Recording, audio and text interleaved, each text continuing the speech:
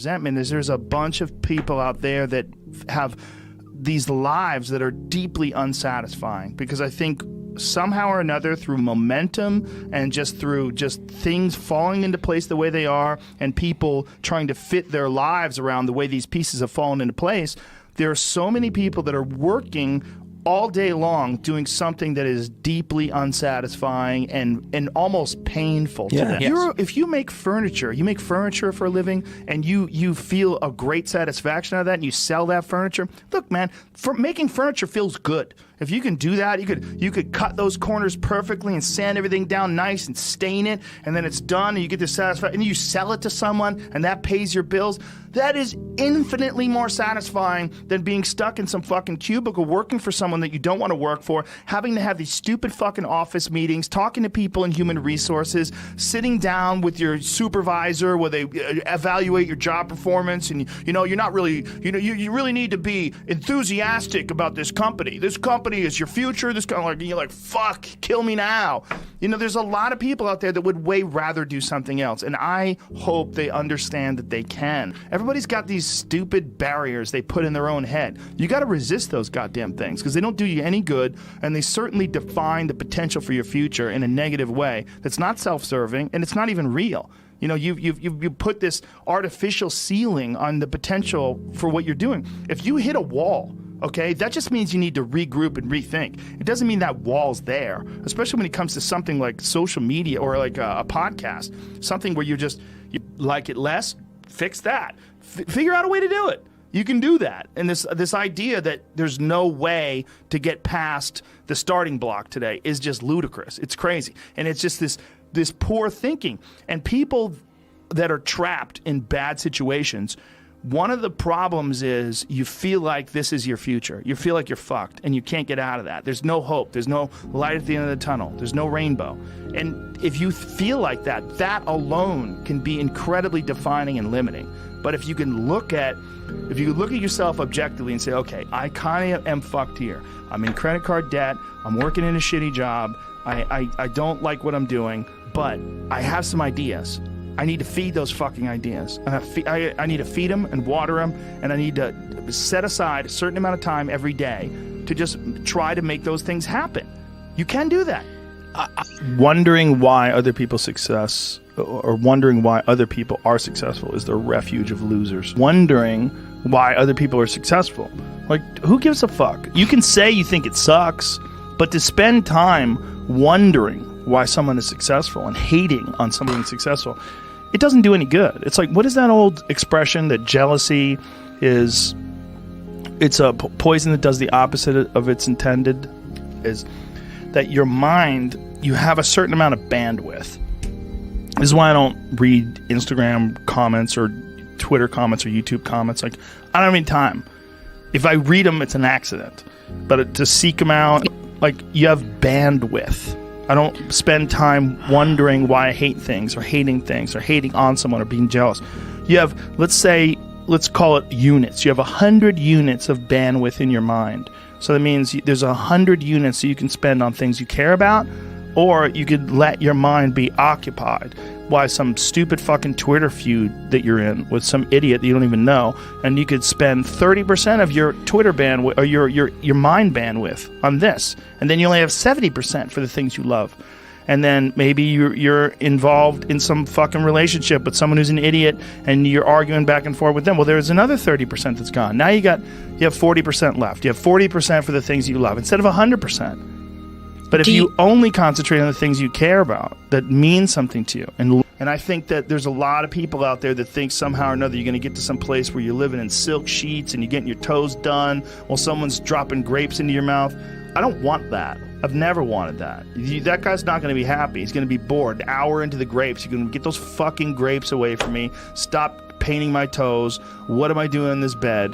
I got to do something. I'm not stimulated. The human organism, the animal that we are, needs constant stimulation because it evolved trying to find food and escape enemies, and find shelter, escape nature, escape the elements, try to survive And this is the great joy that you have in taking care of your children, that you can protect your children from the elements and the enemies and feed them. And it's also the great sadness that you see in losers. When I see a loser, I see some guy who's 43 years old, lives in his parents' basement, and he fucking hates the world. I'm like, that was a baby. Man, this is a baby that somebody just gave shitty nutrients to, whether it's nutrients in the forms of food or in the form of thoughts and ideas and examples, and this kid developed these horrible self-defeating patterns of behavior that have led them to this point where they're this middle-aged person with no future and no idea of how to get out of this rut, and probably never will escape it, and might just wind up sucking on a gun. You know, I mean, this is the world that we live in today. And I think part of that world is because we have been fed this line of horseshit that you're supposed to seek comfort. And I don't think you are. I think you're supposed to seek lessons, and you're supposed to seek difficult tasks and accomplishments. And through those things, and through doing things that are hard to do, even if it's just a fucking 90-minute hot yoga class. I do a 90-minute yoga class, man. Those last 20 minutes, I do not want to be there, man. And I definitely don't want to give 100%. And I can cheat. I can kind of half-ass it. I can. But if I don't, and I get through it, when that time is up and the lady says namaste and everybody gets up, I'm like, fuck, man, I made it. You know, I lost 15 pounds. My fucking yoga mat is drenched to the point where I could literally wring it out and fill a jug up with water. But through that struggle, I will now have a better day, and I better fucking do it again tomorrow or do something else, because if I just think, well, tomorrow I'm just going to coast and eat Twinkies and watch TV. Oh, hello, sadness, my old friend. Hello, depression. Because when you're not doing anything, you feel like shit. And that's just a part of being a human being. And we can pretend that we're something other than what we really are. And we can pretend, nah, me, man, I'm just cool, just chilling, doing nothing. Bullshit. You're a fucking human. You're a human being. You evolved from the fucking hundreds of thousands of years of hunters and gatherers and people that were struggling. Those human reward systems are carved deeply into your DNA. And if you don't respect that, if you don't respect the mechanism of happiness and fulfillment and what you really need to do in order to feel satisfied in life, camaraderie, love, family, friendship, struggle, testing yourself, learning, all those things are imperative. They're all a giant part of being a person. Concentrating on people that suck or being jealous about people that are doing well does me zero good. But instead, if someone does well, I can be inspired and I can get fired up by it. I mean, I figured this out in my early 20s.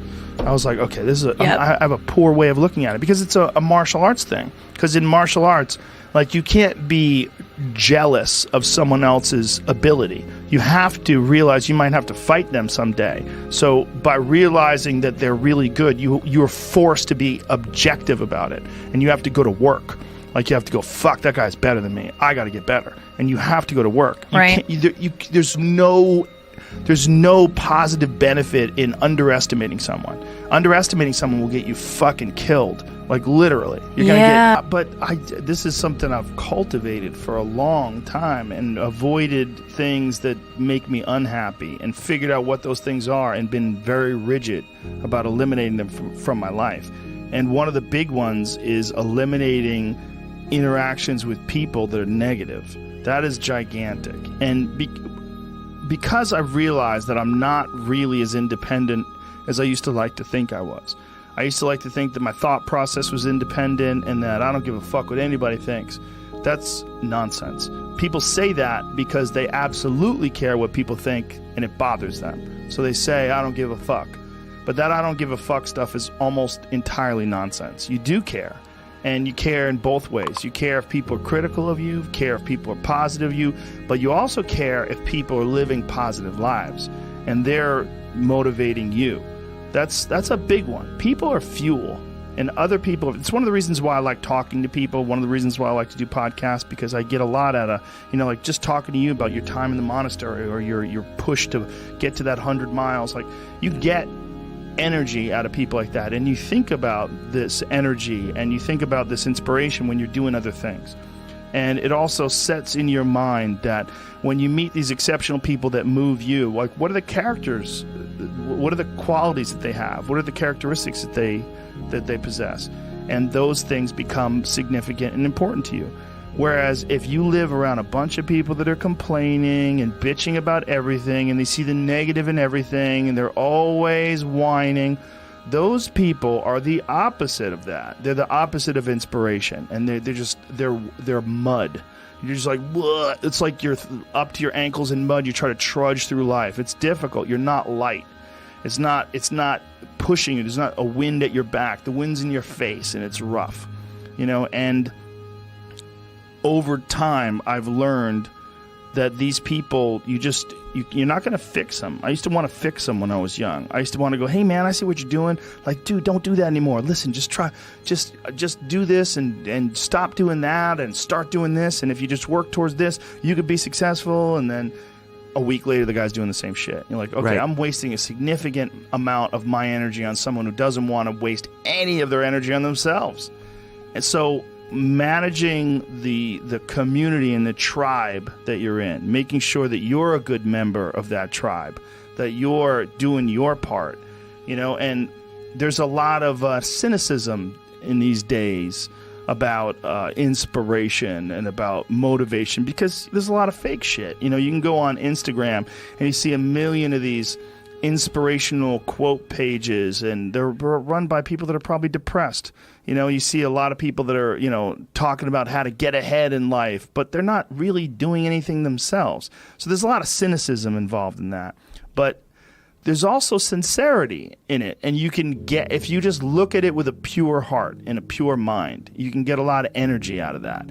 And when you're around happy, inspirational people that are successful, it makes you feel better and you get inspired. And if you act on that inspiration, your life will be more fulfilled. And it's not just inspirational in terms of financial success, but in terms of doing difficult things, whether it's running 100 miles, it doesn't pay you a goddamn thing other than the wealth of the knowledge that you can push yourself to such an extreme.